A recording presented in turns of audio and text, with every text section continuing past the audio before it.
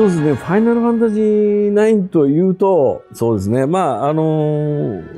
坂口さんがやはり7、8と違う、やっぱ坂口さんならではのお話とかカラーをすごく出したいとおっしゃってたのはすごく印象的で、割と早い段階で坂口さんの方からプロットとかキャラクターデザインの方向はいただいてたんで、すごい早い出だしだなとは思ったことが第一印象ですね。ファイナルファンタジー9を思い浮かべた時に一番初めに浮かぶことは、これちょっとゲームの内容とはずれるんですけども、ハワイの青い海と日差しととにかくハワイで開発してたので、開発中忙しいんですけど、外に出ればやっぱり海が目の前に広がっていて青空があってっていう形で、とても魅力的な世界が広がったんですよね。で、人によっては朝方ちょっと波乗りサーフィンしてから来るようなメンツがいたりとか、すごく開放的な気持ちの中でものが作れたっていうのはとても楽しかったし、いい思い出になっています。ただね、僕らも日焼けしちゃって黒くなってるから、人手が足りなく、スタッフが足りなくて日本に借りに来たんですよね。人を出してくれって、東京から来てくれないか。たんだけど、僕がもう真っ黒に焼けてきてるから、いやいやお前遊んでるだろって話でお前が働けって言われて怒られて、なかなか人を出してくれなかった記憶があります。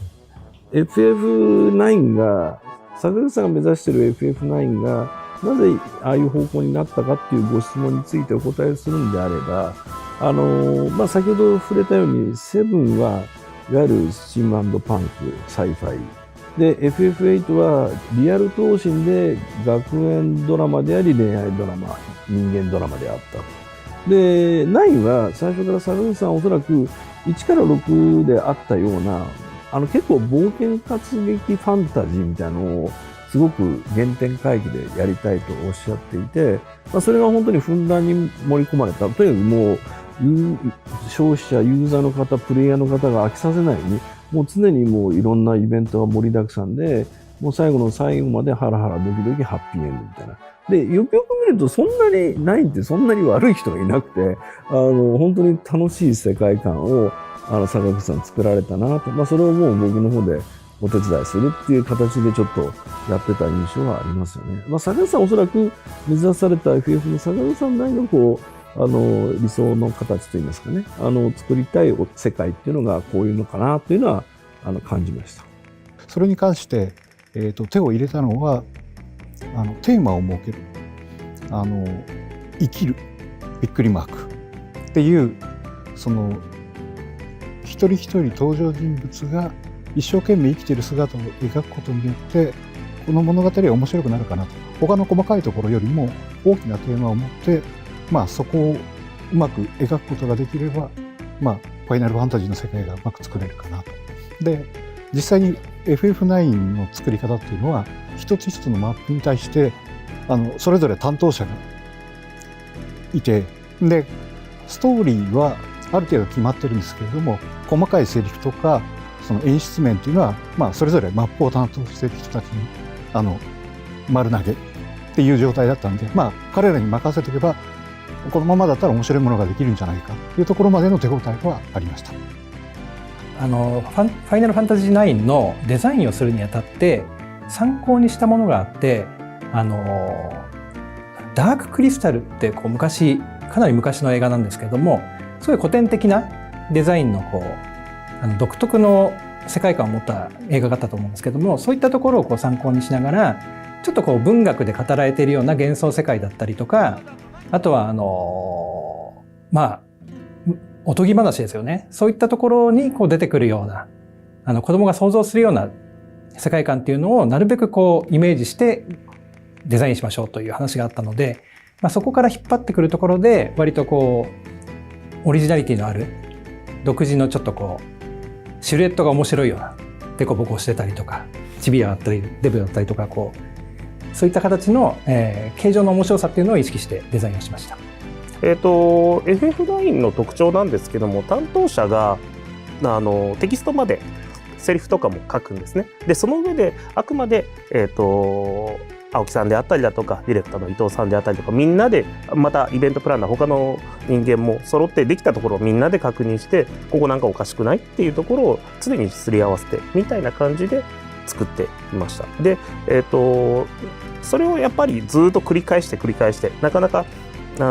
いろんなことを考えながら、その演出も考えてテキストも考えてみたいな感じですけど、いろいろ自分でそのシーンは自分の作ったシーンだっていう思い入れがあったので、それはそれでとても楽しかったです。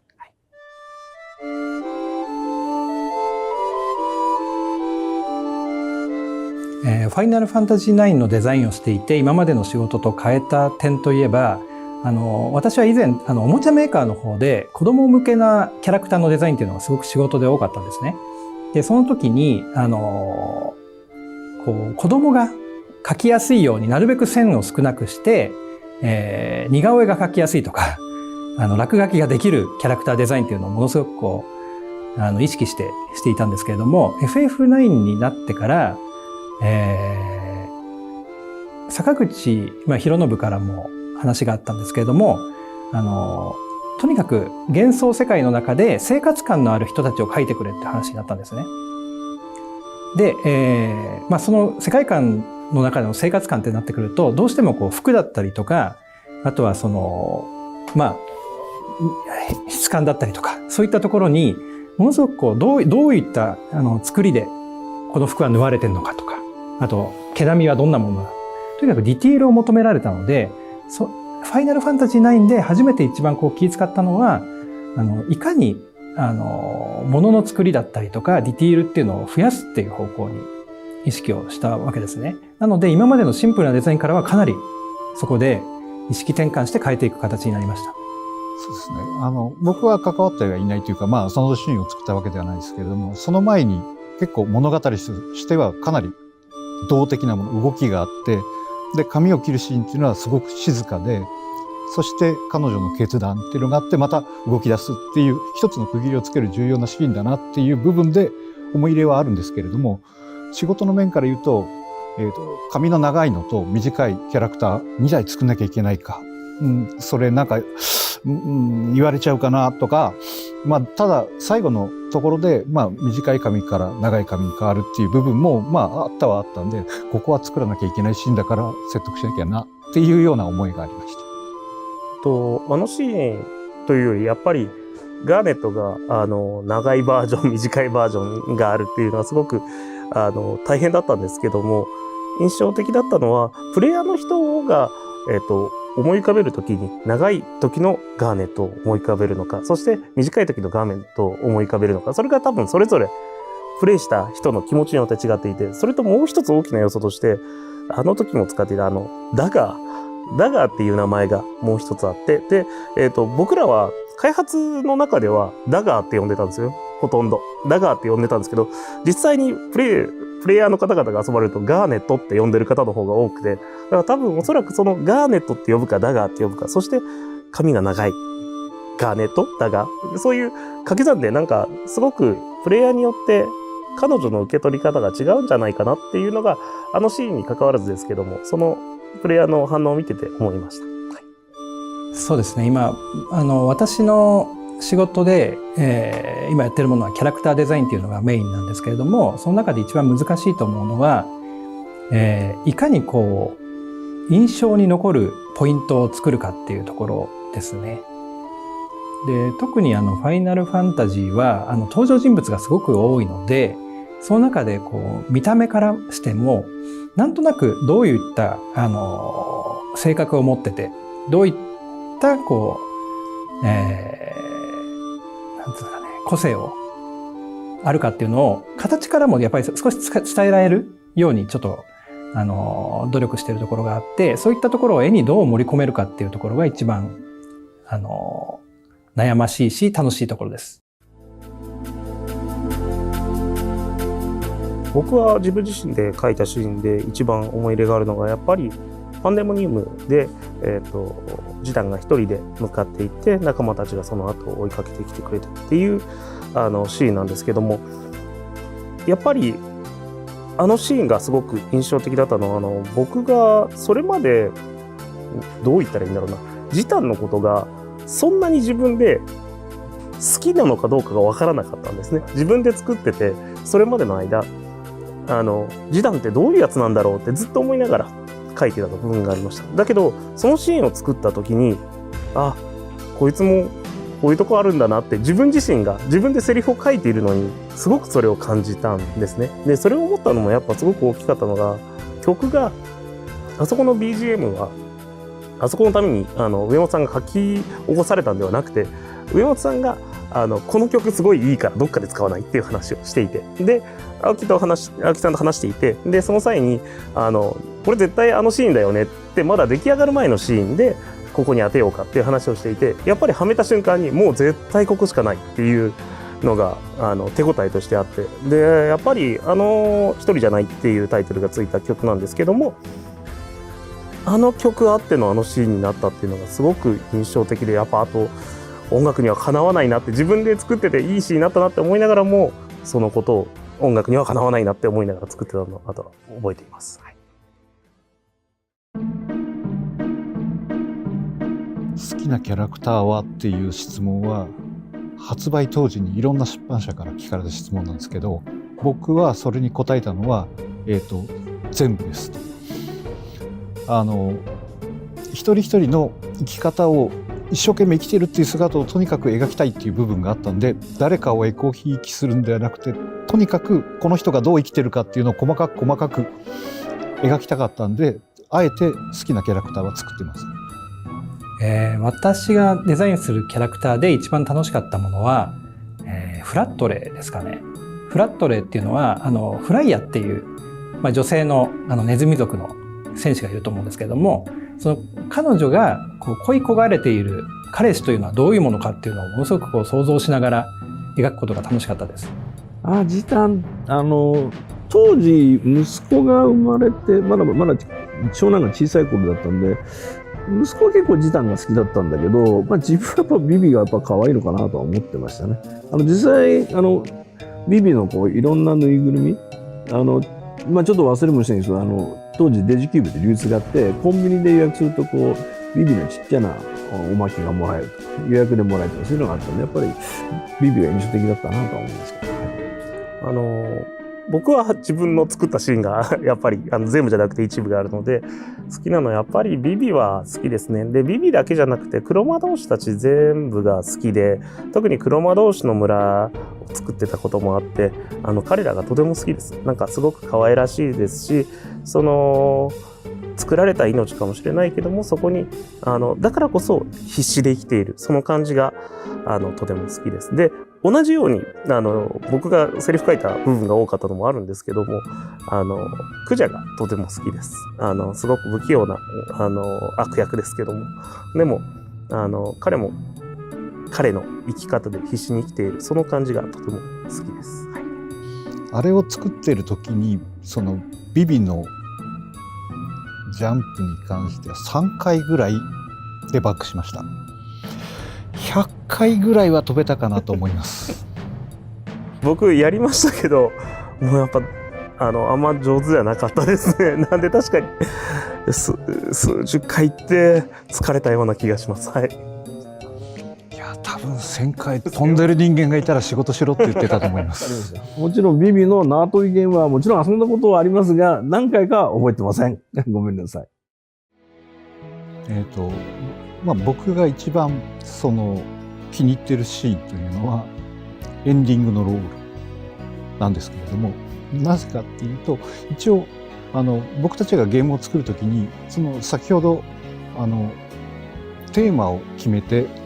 こういうゲームを作ろうと思ったっていうのがあったんですけど、小説を作るのにはテーマって大切なものかもしれないですけど、僕が一番大切だなと思うのはゲームを進めてて最後エンディングの近くになってもっとこの世界にいたい、エンディングを迎えたくないっていう気持ちを持ってプレイしてもらって、最後に放心状態でエンディングロールを見てもらうっていうのがゲームの一番面白い遊び方かなと思ってて、で僕がエンディングロールを見た時に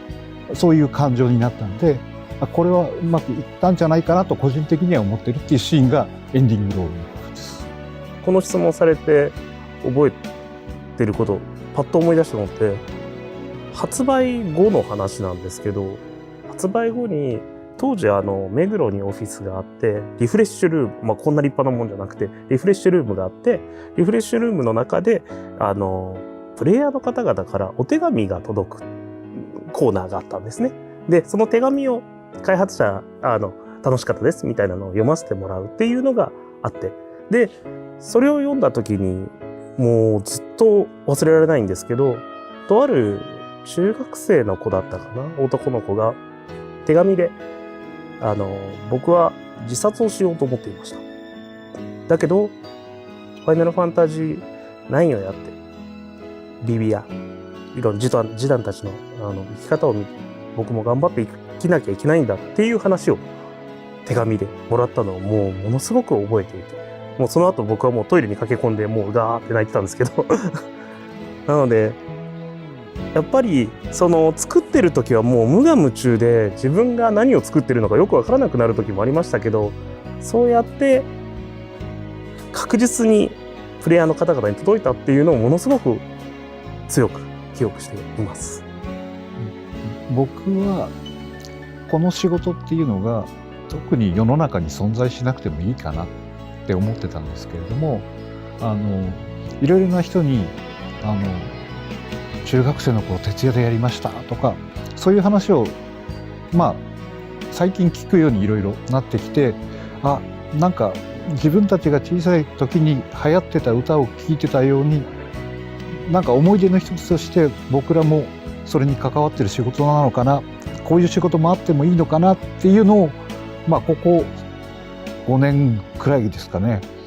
思うようになってきたっていう感じですね。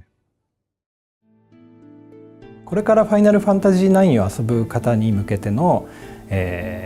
アドバイスというかこうした方がいいよっていうのがあるとしたら、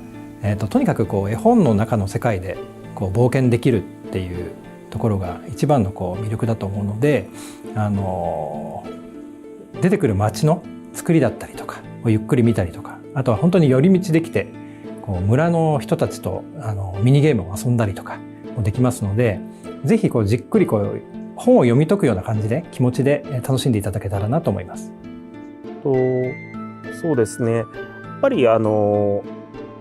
くのが楽しいゲームだと思うんですね。特にいろんなものを探して歩いたりとか。なので一本道を通るだけじゃなくて、ちょっと脇道に行って何があるんだろうっていう冒険をいろいろ楽しんで探してもらえるといいなと思います。FF7、8、9が、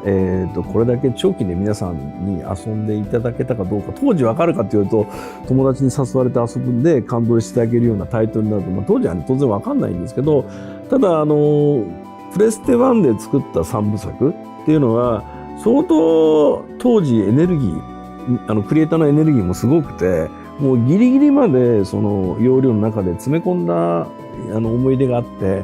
グラフィックを今見ちゃうとね、ちょっとしょぼかったりする、もちろんするんですけど、情熱はすごく密度濃く入ってるなと。それがおそらく今の人も遊んでいただいて、楽しんでいただける材料になってるのかなと思うんですね。今もすごく皆さん情熱大陸で作ってもらってるんだけど、それぞれの、そうですね、ワールドに込められたそのミニゲームから細かいところですよね。もうグラフィックのクオリティじゃなくて、細かなところにすごくいろんなものを詰め込んでいる、なんていうか、おもちゃ箱的な要素は結構入っていて、それは今見ても本当楽しいなとはもちろん思います。で、それが結果的にプレステ1というそのプラットフォームで出た3作っていうのが、後のプレステ2、プレステ3、プレステ4になっても語り継がれるというのは、やっぱ当時の完成度の高さといいますかね、当時受けた皆さんのインパクトですね、おそらく。プレステ1の時代に受けた他のエンタメよりも、7、8、9というのがおそらく皆さんの心に残る強いメッセージ性なり、楽しさなりができていたんだなというのはつくづく実感しますね。